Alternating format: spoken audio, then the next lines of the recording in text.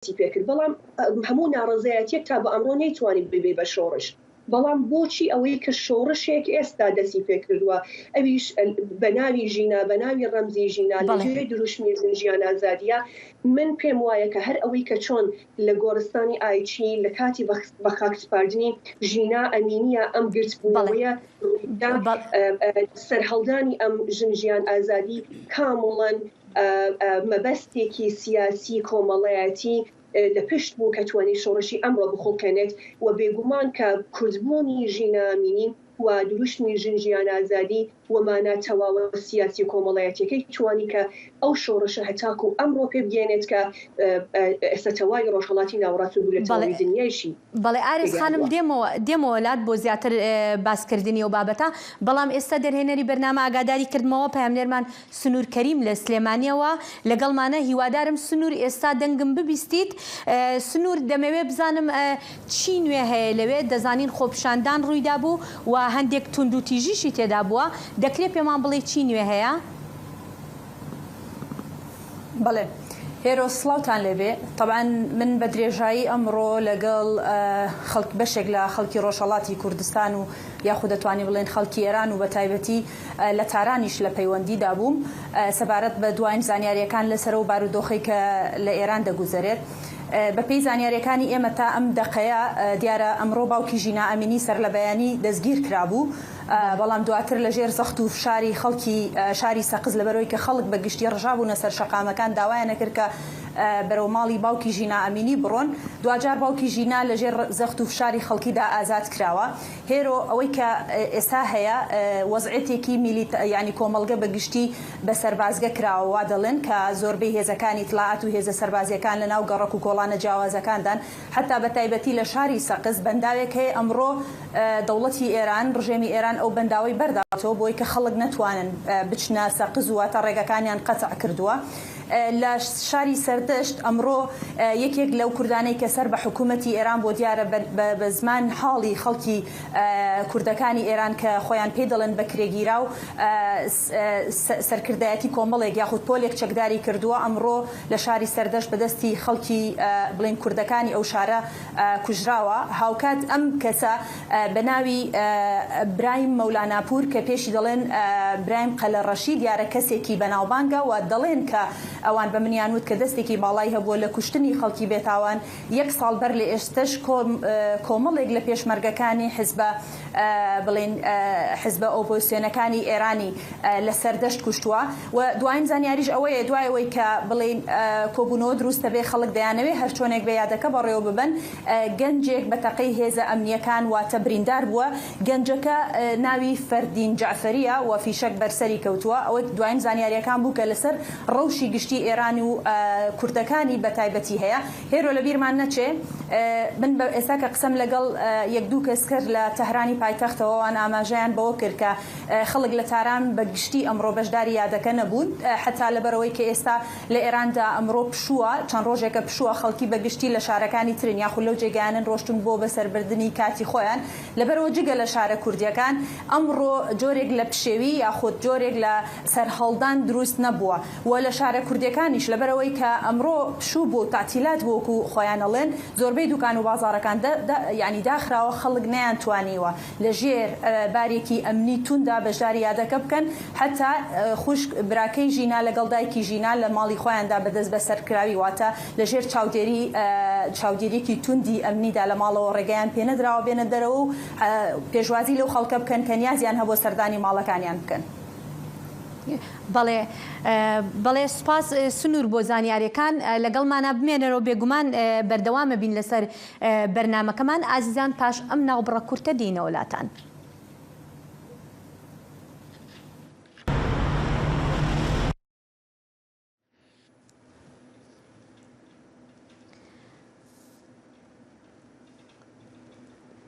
بەڵێ بەفراو با بگەڕێمەوە لای تۆ لەواچێ گرفتێکی تەکنیکی هەبوو بێت بەڵێ بەفراو دەزانین با بڵێن لە سەرەتای شۆڕشی ژیناوە سەرەتا شۆڕشەکە ئێمە دەزانین لە سەقزەوە دەستی پێکرد لە گۆڕستانی ئایچێەوە دەستی پێکرد بەڵام پاشان تەشەنەی سند ئەم شۆڕشە با بڵێن لە تەواوی جیهاندا چۆنەڵی بۆ پشتیوانیکردن ئەگەر بگەڕێنەوە ئەو کاتە لە تەواوی جیهاندا خۆپیشاندان و ناڕەزایەتەکان دەستی پێکرد. تۆ پێت وایە ئەم شۆڕشە وای کرد کە تێگەیشتنێکی زیاتر لە نێو پێکهاتەکانی ئێراندا و لە تەواوی جیهاندا بۆ ژنی کورد دروست ببێت؟ هێرۆ ئەو تێگەیشتنە دروست بووە وەک ئاماژەت پێکرد دوێنێ سەرۆک بایدن لە ستەیتمنتەکەیە بە بۆنەی ساڵیادی ژیناوە جوان ئاماژەی پێکرد کە گوتی بزوتنەوەی ژن ژیان ئازادی بزوتنەوەیەکە کە نەک کاریگەری لەسەر ژنانی ئێران بەڵکو کاریگەری خستوەتە سەر هەموو ژنان لە هەموو دنیا. ئەمە واتە تەنانەت بەرپرسە گەورەکانی وڵاتە زلهێزەکانی تێگەیشتون لە کاریگەربوونی ئەو بزوتنەوەیە. بەڵام ئەوەی کە ئەم بزوتنەوەیە ئەگاتە ئامانج ئەگاتە ئەنجام ڕەنگە پرسیارە سەرەکیەکە بێ بۆ زۆر لایەن و بۆ زۆر کەس. من دەمەوێ سەرنجی بینەران ڕاکێشم بۆ سەر ئەمە کە بە ئەوەندەی کە کۆماری ئیسلامی با بڵێن لە ڕێگای سەرکوتکردنی دەڕەندانەوە هەوڵیدا بۆ لێدان لە ئەم بزوتنەوەیە بە هەمان ئەندازەش وەک خەڵک دەڵێن وەک چالاکان دەڵێن هەندێک لە ناسیۆنالیستە فارسەکان هاودەنگ و کۆدەنگ لەگەڵ کۆماری ئیسلامیا خەریکی لێدان لەم بزوتنەوەیە بوون. کێشەکە لەمایە کێشەکە ئەو بزوتنەوەی شوێنی خۆی گرتووە بەڵام ئەوەی کە بەردەوام دەبێ یا بەردەوام نابێ کێشەکە لەمایە. ئەمەوێ باسی لەوانە بکەین کە زیاتر سەرنجی بینەران بۆ لای ئەوە ڕابکێشین کە پرسیارەکە ئەوە بێ کە ئایا ئەم بزوتنەوەیە هۆکارەکان چ بوون کە نەگەیشتووە بەڕاستی بە ئامانجی سەرەکی خۆی کە ڕەنگە ئامانجە سەرەکەی گۆڕینی با بڵێن بە شێوەیەکی بنەڕەتی سیستمی کۆماری ئیسلامی بێت. بەڵێ من بەپێی ئەو زانیاریانەی کە دەستم کەوتووە و خەڵک باسی لێوە دەکەن هۆکاری سەرەکی جیا لە سەرکوتکردنی دەڕەندانەی هێزە ئەمریکانی ئێران ئەوەشە کە ناسیۆنالیستە فارسەکان لە پاڵ ئەوانە هاودەنگ بوون لە لێدانی نەتەوەکانی تر بۆیان قبول نەدەبوو کە مەسەڵەن جێگەی قبولکردن نەبوو کە دروشمێکی ژن ژیان ئازادی کە لە ناو کوردەکانەوە بووە بە دروشم و تەوەری سەرەکی ئەو بزوتنەوەیە بۆیان جێگەی قبولکردن نەبوو کە ئەوان قسەی ئەوان بچەسپێ ینی قسەی ئەوان نەتەوەیەکی پەراوێزخراو لە ئیستایە ببێ بە قسەی یەکەمی ئەو بزوتنەوەیە بۆ گۆڕینی ئەو سیستمە بۆیە هەر جێگای سیر و سەمەرەژ نەبوو کە یەکسەر لە بەرامبەر دروشمی ژن ژیان ئازادی ئەوان هاتن دروشمی پیا و نیشتمان ئاوەدانیان خولقان کە فەلسەفەکەی هەر گەڕانەوە بۆ ئەو پیا و سالاریەیە کە کۆماری ئیسلامی چەندین ساڵە بانگەشەی بۆ دەکا. بەڵام ئەگەر هۆکاری سەرەکی بێدەنگ بوون یان با بڵێن تا ڕادەیەک نوشەستی ئەم بزوتنەوەیە بە نوشەز ناوی لێ بنین دەگەڕێتەوە بۆ ئەوەی کە کۆمەڵگەی ئێرانی هەتاوەکو ئیستان نەیتوانیوە ئالترناتیڤێکی دموکراسی پێک بهێنێت کە مەسەڵەن بتوانێت جێگرەوەی کۆماری ئیسلامی بێت. بەڵێ ئەم کۆمەڵگەیەکی ینی با بڵێن ئالترناتیڤێکی دموکراسی کە هەر تاکێکی ئێرانی چ بەلوچ بێت چ عەرەب بێت چی کورد بێ بتوانێت خۆی تیا بمێنێتەوە بزانێت لە داهاتوەکەیە مافەکانی جارێکی تر پێشەل ناکرێتەوە. بۆ بەلوچی عەرەبێ کوردێ جیاوازیەکی ئۆتۆی بۆی نییە کە مەسەلەن دەسەڵات لەلایەن فارسێکی ناسیۆنالیستەوە بەڕێوە بچێ یا لەلایەن ئائینیەکی فارسەوە بۆ ئەوان هیچ جیاوازیەکی نییە. یەکێک لە هۆکارەکان ئەمە بوو بەڵام هۆکاری دیکەش ئەوەیە کە هەر نەبوونی ئەم ئالترناتیڤە وای کردووە کە کۆمەڵگەی نێودەوڵەتیش هەتا ڕادەیەکی زۆر خۆیان بە دوور بگرن لە دەستێوەردانی جددی و قۆڵ چکە نایەنەوێت دووبارە با بڵێن ئەزمموی وڵاتەکانی دیکان بۆ دووبارە ببێتەوە و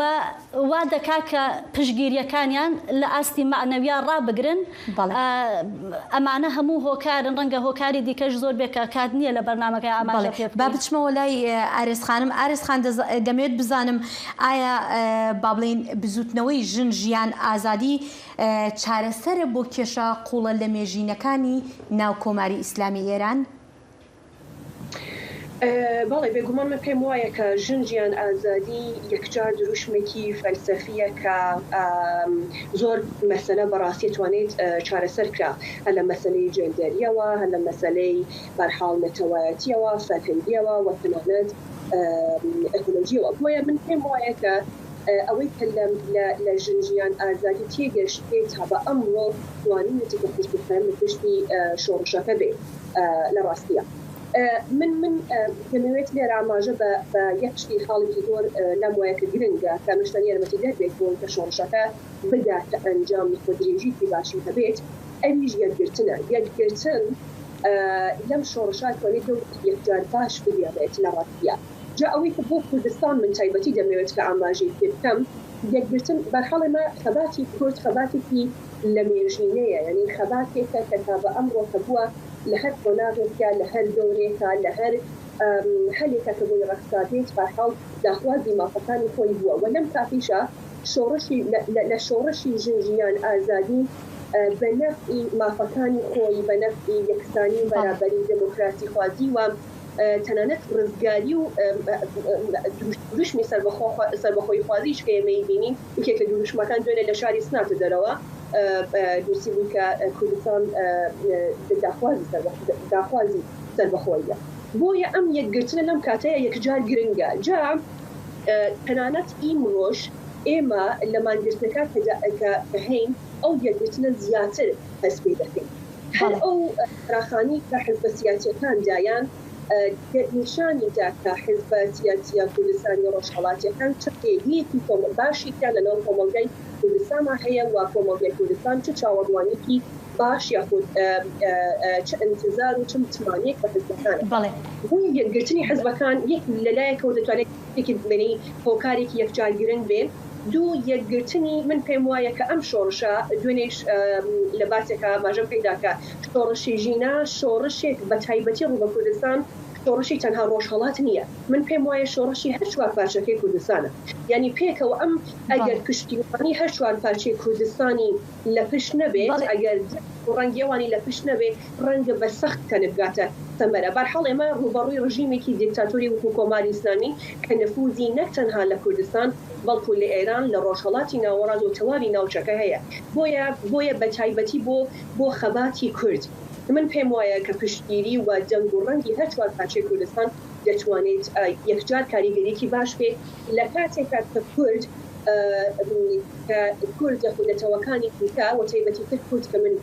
بتوانم بڵێن لەبەرێکی بەرحەڵپێشینەی خەباتێکی سیاسی درێژخایەنی هەیە ڕوبەڕووی ئەمڕۆکە نەتەنها ڕوبەڕووی ڕەشەی کۆماری ئیسلامی و میلیتاریزەکردنی بەرحاڵ سەرکوتگەرەکانی کۆماری ئیسلامیە بەڵکو ڕوبەڕووی بایکۆت بەڵکو ڕوبەڕووی هەڕەشا بەڵکو ڕوبەڕووی پشتپێکردنی یاخود بەرخستنە بەردەمی بەرەی ڕاستی بەرەی ڕاستی شەکەیسە لەم شۆڕشە ئێمە ڕوبەڕووی ئارس خانم ببوورە ماوەکەمان کەم ماوە بەڵام پرسیاریش زۆرن دەمەوێت لێرە پرسیارێکی ترت لێ بکەم دەزانین لە سەرەتای شۆڕشەکەوە بیرمانە بە شێوەیەکی ئەوتۆ لایەنە کوردیەکان یاخود حزبە کوردیەکانی ڕۆژهەڵات بەو شێوەیە پشتیوانی خۆیان بۆ شۆڕشەکە ڕانەگەیان شۆڕشێک بوو کە لەلایەن خەڵکەوە دەستی پێکرد بەڵام پاشان ئەو پشتیوانیان ڕاگەیاند و پشتیوانیان لێکرد دەمەوێت بزانم ئەو پشتیوانیەی لایەنە کوردیەکان لە بەرژەوەندی شۆڕشەکەیا بوو یا بە پێچەوانەوە بە دژی شۆڕشەکە شکایەوە من بەرعکس بیرەکەمەوە من پێم وایە دێ بگەڕێنەوە بۆ سەرەتای شۆڕش ئێمە ناوەندێکمان هەیە بەناوی ناوەندی هاوکاری حزبە کوردستانیەکان ئێران چەندین ئەسبی لە خۆی دەگرێت یەکەمین مانگرتنێ کە لە سەرەتای دەستپێکی شۆڕشی ژیناوە بوو ئەو ناوەدە دەری بە خۆشحاڵیەوە ئێمە بەڵام مەبەستم ئەوەیە سەرەتای دەستپێکردنی شۆڕشەکە شۆڕشێک بوو کە خۆڕسکی بوو لەلایەن خەڵکەوە دەستی پێکرد بێگومان شۆڕشێکە دەزانن چۆنە بێگومان شۆڕشێکە کە لای خەڵکەوە دەست پێ دەکات تاکو ئێستش ئێمە خاوەنگوتارێکین لە شۆڕشی ژنجیان ئازادی کە خاوەنگوتاری خەڵکە ئەمە ینی بێگومان هەیە بەڵام بوونی حزبە سیاسیەکان بوونی لایەنەکان ڕێکاومەدەنیەکان دەتوانێت یەکجار کاریگەریکی باشی ببێ چونکە ئەگەر ئیمڕۆکە ڕۆژهەڵاتی کوردستان هەرچەند بەرحەڵ کۆمەڵگەیەکی ئاگایە خەڵکانێکی ئاگان لەباری سیاسی کۆمەڵایەتیەوە بەڵام بیرشمان نەچێت کە ئەو قەزا سیاسیە کە ئێستا وەرە لای من تۆزێکا کە بورامەوە کاریگەر بێ بەڵێ بەڵێ با بچمە لای سنوور دەمەوێت بزانم ئایا پشتیوانی ئەم لایەنە کوردیەکانی ئێران بۆ شۆڕشی ژینە بۆ هۆکاری ئەو هەموو فشاری کە کۆماری ئیسلامی ئەیکاتە سەر هەرێمی کوردستان و هەروەها عێراق بۆ چەکداماڵینی ئەم حزبانە لە هەرێمی کوردستاندا و دەزانین چەند جارێک یعنی بنکە و بارێگاکانیشیان تەنانەت بردومان کرا. بەڵێ هێرۆ سەرەتامەوێ باسێک لە ئەو شۆڕشە بکەم کاریگەری ئەو شۆڕشە تەبانە ئەو شۆڕشە بە باوەڕی من کە دەستی پێکرد یعنی فاکتەکە بەو شێوەیە بوو کە شۆڕشێکی تەواو خۆڕسکانە بوو لە ناو خەڵکی بەژمەینەتی ئێرانەوە کوردەکانی ئێرانەوە سەری هەڵدا واتە لە سەرەتادا هیچ لایەنێک نەیدەتوانی بڵێ ئەمە مەسەلەن خاوەنددارێتێکی بگەڕێتەوە بۆ خۆی خۆتەزانی کە شۆڕشێکی خۆڕسکانە بوو لە ناو خەڵکی بەژمەینەتی ئێرانەوە دەستی پێکرد بەڵام دوجار هەر ئەمەش بۆ هێزێکی وی گەورە بۆی کە مەسەلەن بەشداری ژنی کورد پێشەنگایەتی ژنی کورد بوو بەسەبەبی ئەوەی کە شارەکانی تر بە تایبەتی ژنانی مەسەلەن نەتەوە جیاوازەکانی تر لە کەلتور و ئاین و واتە کۆمەڵگە جیاوازەکانی تر پشتگیری ئەم شۆڕشە بکەن هێرۆ بەر لەوەی من بە باوەڕی من شۆڕشی ژینە بە تەواوەتی دەتوانین بڵین شۆڕشی ژنە لەبەرەوەی کە ینی ئەمە مەبەستمەوەی کە قسەی من نییە تەنیا شۆڕشەکە شۆڕشێکی ژنانەیە واتە بەر لەوەی کە ئەمە درێژکراوی مەسەلەن پرسی نەتەوەیەک بێ واتە پرسی کەلتور و زمان و ئاینێکی جیاواز بێ بەر لەوە ئەمە پرسی ژنە پرسی ئازادی ژنە لە سەرەتادا لایەنەکانی تریش بە باوەڕی من و یعنی بینیمان کە پشتیوانی شۆڕشەکەیان کرد بەڵام لە دوجاردا کە پرسەکە هاتە سەر ئەوەی کە مەترسی لەسەر گۆڕانکاری لە کۆی سیستمی سیاسی لە وڵاتەکە دروست بکە پرسی نەتەوەگەرایی یاخود ئەو عەقلیەتە ناسیۆنالیزمە زۆر پێشکەوت و هەر ئەوە بووکە وای لە شۆڕشەکە کرد شۆڕشەکە نەگاتە دەرەنجام بە قەناعەتی من لەبەرەوەی کە ئەوان گەشتنە ئەو دەرەنجامەی کە ئەگەر لە سەرەتادا تەنیا مەسەلەن ژنانی کورد پێشەنگایەتی شۆڕشێکیانە کرد کە داوای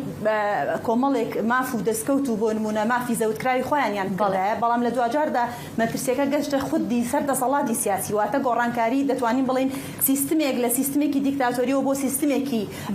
بەتەواوەتی دیموکراسی پرسی کۆیلەبوونی تاکەکانی ناو ئێران بە هەموو نەتەوە جیاوازەکانەوە بۆ پرسی ئازادی تاک کە ئەمە زۆر قورس بووە پرسی ناسیۆنالیستی لەو دەقەیەوە دەستی پێکرد و وەگەشەیسان هەر ئەمەش بوو کە ئێمە بینیمان لە هەرێمی کوردستانەوە حیزبە کوردی ڕۆژهەڵاتەکانی کوردستان واتە یاخود حیزبە کوردیەکانی ئێران تەدەخولی ئەو شۆڕشەیان کرد و ئەوە بوونەتە وەکو خۆیان دەڵێن کە بوونە هێز بۆ شۆڕشەکە یاخود بە شێوەیەکی ناڕاستەوخۆ پشتیوانی شۆڕشەکەیان کرد ئەمە بووە سەبەبی ئەوەی کە ئێران لە حیزبە کوردیەکانی ئێران تووڕە ببێ و بینیمان چەند جارێک موشکبارانی کردن هێرۆ هەتا ئەم لەحزەی کە من تۆ قسەی پیاکان ئەوان قسەیتیاکەین ئەوان لەژێر فشارێکی ئەمنی توندان من 2 ڕۆژ بەر لە ئێستا بۆ خۆم چوومە زڵگوێز بە مەیدانی ئەو دۆخەمبینی کە حزبەکان لە بەتەواوەتی لە چەک دەتوانین بڵین داماڵراون تەنیا لەلایەن دەستگا ئەمنیەکانی ئەم سنوورەوە پارێزگاری لە کەمپەکانیان نەکرێت کە خەڵک ژن و مناڵی بۆ نمونە پێشمەرگەکان لەو شوێنانە نیشتەجێیە و حتا بەڵێ سنوور ببوورە کاتەکە زۆر کەم ماوە تەنها چەند چرکێکمان ماوە بۆ ئەم بەرنامێ و دەمەوێت هەر جارێکی تر بگەڕێمەوە بۆ ئەوە ئەم شۆڕشە